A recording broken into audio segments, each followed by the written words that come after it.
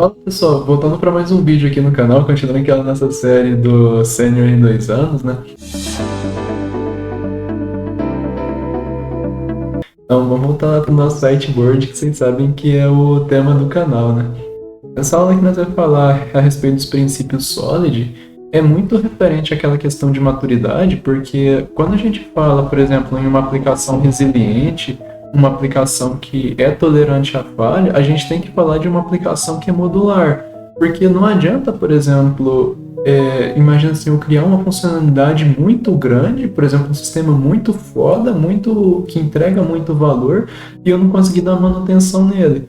Eu já vi realidades na onde, por exemplo, que eu cheguei em uma empresa e tinha funcionalidades que a gente conseguia testar apenas no ambiente de produção. Aí às vezes você me fala, nossa, mas por quê?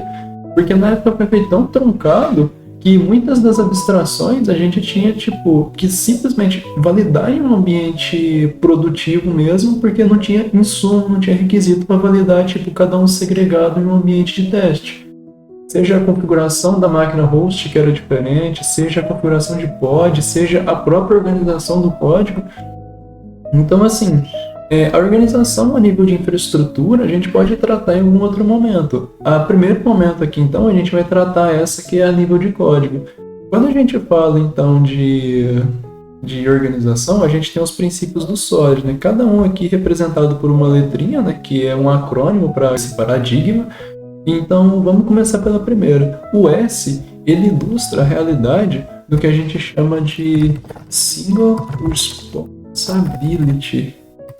O que acontece? Vou apagar aqui para ficar mais tranquilo. Imagina que você tem na sua cozinha, por exemplo, vários instrumentos. Cada um deles tem uma entrega de valor diferente. Então, imagina assim, a escumadeira geralmente você usa para frituras, por exemplo. Você vai colocar os itens para fritar e logo tirar. Ela tem uns buraquinhos estratégicos para justamente escorrer o óleo. Você tem essa colherzinha pequena que serve, por exemplo, para você comer alguma coisa, tipo, direto do prato, porque tem um tamanho que é pertinente à boca de um ser humano. Você tem, por exemplo, a colher de bolo, que consegue mexer o bolo bem. Você tem a faca, que é usada para fatiar os seus ingredientes, e você tem uma colher maior que geralmente você usa para pegar e servir as pessoas que estão na mesa. Quando a gente fala de single responsibility no critério da programação, é como se fosse a mesma coisa. Então imagina assim, eu tenho uma funçãozinha que se chama send email. Essa função ela vai ser usada justamente para, por exemplo, enviar e-mail. Ou seja, ela não pode ser usada, por exemplo, para validar e-mail. Então, todas as vezes que a gente, por exemplo, cria uma funcionalidade grande e abstrai um montão de coisa dentro dela que não era pertinente, a gente acaba quebrando. Então, quando a gente trata, por exemplo, o Single Responsibility, é isso. Existem funções que às vezes podem, por exemplo, ter 40, 50, 80 linhas, por exemplo. Só que desde que ela esteja fazendo a mesma coisa, desde que ela esteja focada naquela mesma funcionalidade de entrega de valor, que é única dela, ela está certa. Não é porque a função é pequena que necessariamente ela está seguindo o Single Responsibility, não é porque ela é grande que ela não está seguindo. Basta fazer uma única coisa. Imagina assim, eu vou fazer o parse de um payload com uma entidade de banco de dados. Não é a expectativa, por exemplo, quando eu vou formular essa DTO, essa entidade, eu chegar lá e fazer várias chamadas de API lá dentro daquela função. Não é a expectativa, porque isso vai dificultar muito os testes, né? Então é só ter esse filtro, essa primeira barreira quando você estiver, por exemplo, construindo um software. Quando a gente vem aqui e fala a respeito do critério O, a gente está falando do Open Closed Principle. Esse daqui, colocar até um hífen aqui. Perfeito.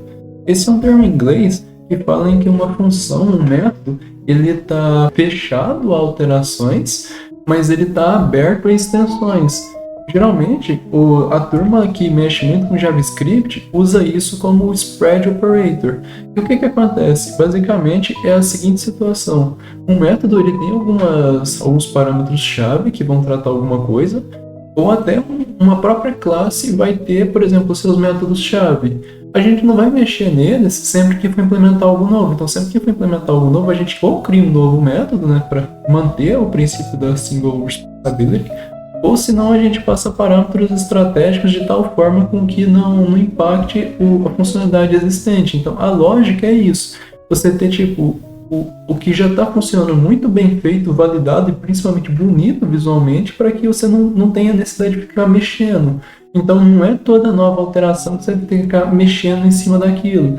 Muitas pessoas usam aqui dentro também, quando vão abstrair muitas realidades, o que a gente chama de AOP, que é aquela programação orientada a aspectos, justamente para ter que evitar ficar mexendo.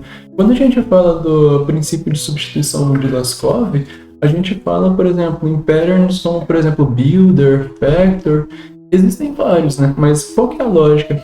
Existe uma funçãozinha chamada, deixa eu pegar aqui, que é o que o pessoal usa muito, que é aquela ponto execute. O que acontece? Quando a gente usa padrões como factor e o builder, a gente vai lá e fica nas abstrações. E quando a gente está trabalhando em Node, a gente tem algumas libs que são chave, né? Por exemplo, da aplicação. Imagina um Axios da vida. Imagina que um dia eu falo assim, cara, eu quero desacoplar o Axios, eu quero colocar um API Sausage. Por você já ter criado uma instância, por exemplo, num nível muito alto do seu projeto, sem nenhuma granularidade, você vai ter que mexer em quase o projeto inteiro para tirar ela. E você vai correr o risco de quebrar parâmetros e tudo mais. Quando você usa, por exemplo, o princípio de substituição de Laskov, você vai ver aqui, ó, esse primeiro carro, ele está abstraindo a realidade do carro.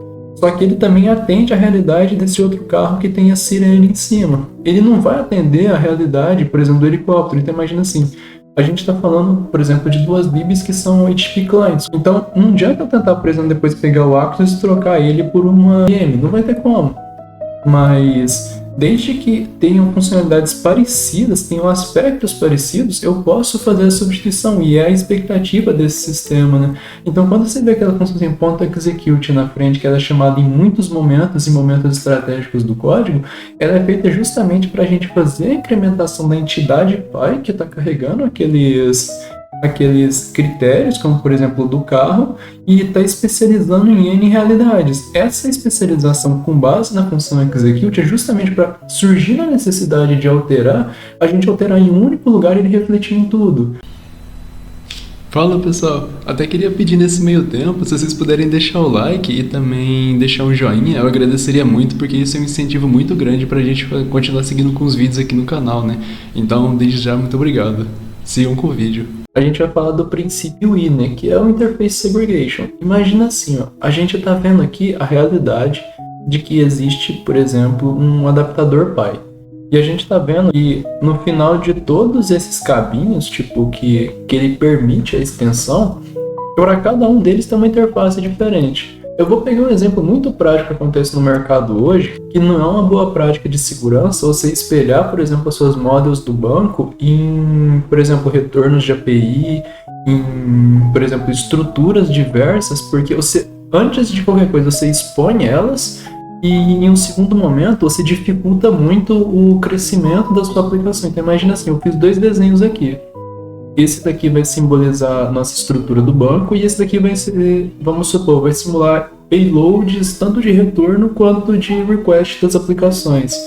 Quando eu faço, por exemplo, uma aplicação e os payloads eles são feitos para um model interno, para daí ser usado, fatorado, trabalhado em cima dele e depois ele virar uma entidade, ou vice-versa, quando eu tenho uma entidade que ela é trabalhada de tal forma com que existe aqui um mapper, existe aqui uma função de depara, um parse, para transformar em uma estrutura que vai ser única, um contrato HTTP mesmo, um contrato de rota, é muito fácil você escalar, porque o que acontece? Imagina que eu tenho aqui uma tabela de usuários, imagina que eu tenho um hash de senha.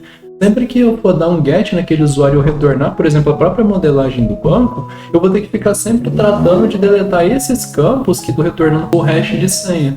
E qual que é o ponto nisso? Nem sempre eu vou conseguir. Eu trabalhei numa empresa uma vez que os usuários logavam no dashboard e no dashboard simplesmente retornava todas as secrets que a gente guardava. Então imagina assim, eram secrets só que eram retornadas por conta de uma má convenção. Imagina que a gente não tinha nenhum tipo de obfuscador lá dentro, então sempre era retornada para o front-end algumas informações chaves que não eram pertinentes. A empresa que eu trabalhei na época, bem no começo da minha carreira, não tinha um nome muito forte, por isso que nunca teve incidência de ataque hacker. Quando a gente vê aqui, por exemplo, que tem uma interface para plugar em alguma coisa e outras interfacezinhas que desagam uma na outra, a gente entende o seguinte, que cada função tem a expectativa de ter o seu contrato único. Da mesma forma, cada rota, cada serviço de mensageria, pulando para o próximo princípio de Dependency Inversion. A gente vai trabalhar com abstrações e não necessariamente com a implementação bruta de métodos. Então imagina aqui a gente faz a inversão da camada de controle. Então como é que é o fluxo de requisições? A controller manda para a service e o business, e a business ela manda para a repository para pegar as informações do que seria tipo uma interface plugável. Geralmente o banco de dados. O que acontece? Aqui a gente faz uma inversão da camada de controle. Quando eu falo inversão da camada de controle, a gente faz isso daqui. A gente faz, por exemplo, a repository depender da service, a service depender da controller. Quando eu falo nesse sentido, imagina que aqui dentro da controller vai ter um atributo que referencia a service. Esse atributo vai ser o que a gente vai chamar internamente na service, que vai mandar sempre para ela mesma. Quando a gente fala aqui na service, a gente vai ter um atributo e ele é o repository que vai mandar para cá. Mas aí você fala, nossa, mas se é um atributo, já era do formato que existia antes. De fato, já era. Só que no momento da instanciação, você vai passar ele dentro do controlador, ou seja, quando a gente está, por exemplo, trabalhando em classe, vamos supor, um Javão da vida, a gente nunca vai dar um new, a gente nunca vai instanciar dentro do método. Quando a gente trabalha, por exemplo, num Spring Boot da vida, alguma dessas tecnologias assim que são muito mandatórias, a gente tem, por exemplo, o próprio AutoWard. Ele já vai fazer isso pra gente, então ele já vai fazer essa inversão de dependências, né? Então a lógica aqui da inversão de dependências é justamente essa, é você trabalhar no sentido que você vai ter uma interface que vai representar a abstração dos métodos da repository dentro da service, ou business, né? Da mesma forma, dentro da controller, é a expectativa, por exemplo, você ter, vamos supor, a mesma abstração que vai representar esses métodos da service/business, né? Um fato importante é que isso daqui cai muito em entrevista de emprego, principalmente em entrevistas gringas, né? Vamos supor que eles não cobrem ativamente. Mas quando você passa a maturidade de que o jeito que você está fazendo é infundado em alguma coisa, é o que te faz passar na frente de N candidatos, né?